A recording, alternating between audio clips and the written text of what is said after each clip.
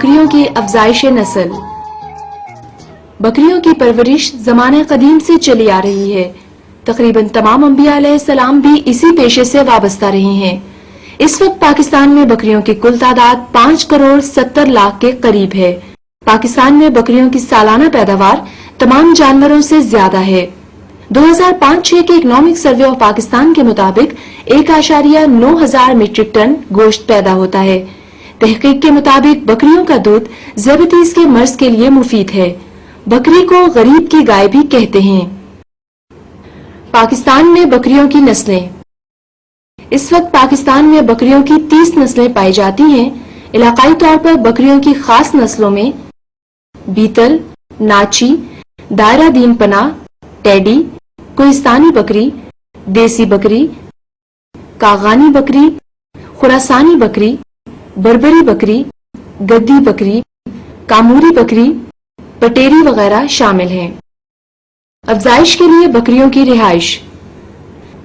بکریوں کے لیے باڑے کچے اور پکے دونوں قسم کے بنائے جا سکتے ہیں۔ ابتدا میں عام قسم کے سرکنڈے اور بانس کے ایسے چھپر بنائے جا سکتے ہیں جس کی مٹی اور توڑی سے لپائی کر دی گئی ہو۔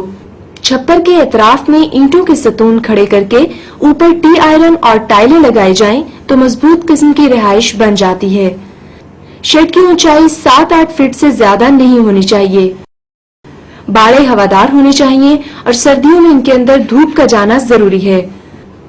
باڑوں کا رخ شمالن جنوباً رکھا جائے تاکہ سردیوں میں بکریاں اور ان کے بچے ہوا کے سرد جھونکوں سے محفوظ رہ سکیں۔ باڑے شاہراہ عام سے دور مگر ان کا پختہ سڑک سے رابطہ بھی ضروری ہے تاکہ نامساعد حالات میں آمد و رفت کا سلسلہ منقطع نہ ہونے پائے۔ باڑوں کے قریب اگر سایہ دار درخت ہوں تو بہتر ہوگا تاکہ گرمی میں جانور سائے تلے آرام کر سکیں۔ 100 جانوروں کے لیے 12 سے 15 فٹ لمبی، 1 فٹ چوڑی اور 9 انچ گہرے پانی کے ٹب اور 10 سے 12 عدد کھرلیاں کافی ہوتی ہیں۔ اس لیے جانوروں کے کمرے تعداد کے حساب سے بنانے چاہیے تاکہ چھوٹے جانوروں کو موت سے بچایا جا سکے۔ مادہ بکریوں کا انتخاب اور خرید۔ بکریاں صحت مند اور جوان خریدی جائیں۔ 3-4 ماہ کی حاملہ بکریاں زیادہ سود مند رہتی ہیں۔ منتخب شدہ بکریوں کا جسم گتھا ہوا، دیکھنے میں خوبصورت اور ہوانہ ہر قسم کی بیماری سے پاک ہونا چاہیے۔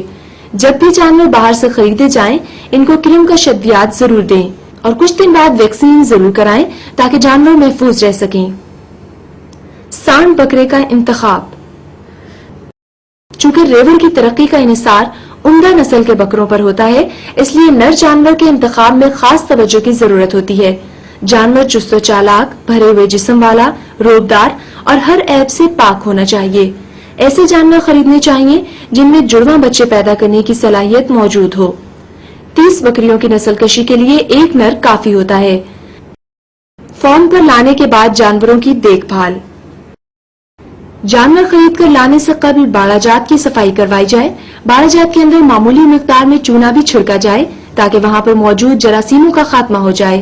چونکہ فارم شروع کرنے کے لیے جانور مختلف علاقوں سے خریدے جاتے ہیں اس لیے ان میں مختلف بیماریوں کا پایا جانا خارج از امکان نہیں ہوتا۔ مشاہدے میں آیا ہے کہ کرمی بیماریاں مالک کو زیادہ پریشان کرتی ہیں۔ جب بھی جانور باہر سے خریدے جائیں ان کو کرم کا شدیات ضرور دیں اور کچھ دن بعد ویکسین ضرور کرائیں تاکہ جانور محفوظ رہ سکیں۔ نسل کشی۔ نسل کشی ایسا عمل ہے جس پر آئندہ نسل کا دار و مدار ہوتا ہے۔ مستقبل میں اچھی پود حاصل کرنے کے لیے بکرا بہترین پیداواری خصوصیات کا حامل ہونا چاہیے۔ اگر نر کو سارا سال ریوڑ میں چھوڑا جائے تو بکریاں سارا سال حاملہ ہوتی رہتی ہیں۔ اگرچہ بکریوں میں جنسی تحریک سارا سال ہی رہتی ہے تاہم مارچ، اپریل اور ستمبر اکتوبر میں جنسی تحریک عروج پر ہوتی ہے۔ اس لیے یہی وقت ان کی نسل کشی کے لیے بہتر تصور کیا جاتا ہے۔ حاملہ جانوروں کی دیکھ بھال۔ جب بکری حاملہ ہو جاتی ہے تو اس وقت سے اس کی دیکھ بھال شروع ہو جانی چاہیے۔ آئندہ نسل کا انحصار حاملہ جانوروں کی صحت اور اس کے پیٹ کے اندر نشوونما پانے والے بچے کی تندرستی پر ہوتا ہے۔ سب سے پہلی اور ضروری بات یہ ہے کہ جانور کو خوراک کی کسی صورت میں کمی محسوس نہ ہو۔ دوسری بات یہ ہے کہ جانور کو بیماریوں سے محفوظ رکھا جائے۔ خوراک کھلانے کا مقصد صرف پیٹ بھرنا نہیں ہوتا بلکہ غذائی لحاظ سے بھی دیکھا جائے کہ کھلائی جانے والی خوراک سے جانور کی غذائی ضروریات بھی پوری ہوتی ہیں یا نہیں۔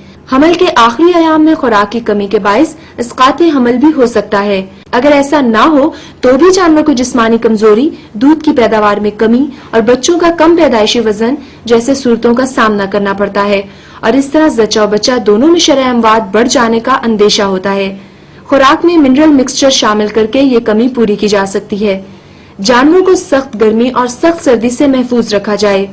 सर्दियों की रातों में इन्हें छत के बगैर बाड़ों की बजाय छत वाले कमरों में जिनमें गंदी हवा के खराज के लिए रोशनदान मौजूद हो में रखा जाए, क्योंकि बकरी ज्यादा सर्दी महसूस करती है। कुछ जानवर दिसंबर की रातों को भी खुले आसमान तले बैठना पसंद करते हैं, लेकिन इसका हरगिज ये मतलब नहीं है कि उनको सर्दी नहीं लगती, बल्कि उन्हें भी छत तले रखना चाहिए ताकि सर्दी से बचाव में इस्तेमाल होने वाली ताकत को महफूज करके जानवर की नशोनुमा में लाया जा सके। हामला जानवर खासकर हमल के आखिरी अयाम के दौरान वाफर मिकदार में चराई मुयस्सर होने के बावजूद जिस्मानी ग़िज़ाई ज़रूरियात को पूरा करने के लिए पेट में कम जगह होने की वजह से खुराक पूरी नहीं खा सकता। खुराक की इस कमी को पूरा करने के लिए वंडा फराहम करना जरूरी होता है, जो बड़ी बकरी के लिए निस्फ किलोग्राम रोजाना और छोटी बकरी के लिए 400 ग्राम काफी होता है। इस वंडा पर उठने वाले अखराजात जाया नहीं जाते, बल्कि जच्चा बच्चा की अच्छी सेहत और दूध की ज्यादा पैदावार की सूरत में मालिक को वापस मिल जाते हैं। हामला जानवर को हमल के आखिर में बाकी मांदा रेवड़ से अलहदा करके बाड़ों में रखना चाहिए ताकि ये आराम से रह सके और अगर वंडा देना मकसूद हो तो अलहदगी में आराम से अपना हिस्सा खा सकें। ये बात भी अमूमन देखने में आई है कि बकरी का एक थन बड़ा हो जाता है और दूसरा छोटा रह जाता है। इसकी दो वजूहात हैं, एक तो बीमारी जिसका बर वक्त इलाज करवाना जरूरी होता है और दूसरे बच्चे का लगातार एक ही थन से दूध पीना। लिहाजा दोनों थनों में तवाजुन कायम रखने के लिए बच्चे को दोनों थनों से बराबर मिकदार में दूध पिलाया जाए और बच्चे की जरूरत से जायद दोनों थनों से दूध निकाल लिया जाए। पानी। जानवरों को अगर ऐसी जगह रखा जाए जहां दर्जा हरारत 41 डिग्री सेंटीग्रेड से ज्यादा हो तो रोजाना पानी पिलाना जरूरी होता है। जानवर जो खुराक खा रहे हों, अगर उनमें नमक की मिकदार ज्यादा हो तो उनको दिन में 2 दफा पानी जरूर पिलाना चाहिए। कम पानी पिलाने से जानवर कम खुराक खाएंगे, जिसकी वजह से उनकी पैदावार भी कम हो जाएगी। एक छोटे बच्चे के जिस्म में पानी की मिकदार अमूमन 70% होती है, जो उम्र बढ़ने से कम होती जाती है, लेकिन ये कभी भी 50% से कम नहीं होती। पानी ग़िज़ाई अज्जा को जिस्म के मुख्तलिफ हिस्सों तक पहुंचाता है और जहरीले मादे खारिज करता है और जिस्म के दर्जा हरारत को बरकरार रखता है।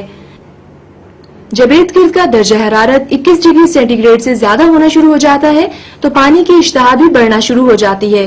खुसूसन जब हवा के दर्जा हरारत से पानी का दर्जा हरारत कम हो तो प्यास ज्यादा लगती है। अगर जानवरों को अनाज ज्यादा खिलाया जाए तो बनिस्बत चारा जात वाली खुराक के पानी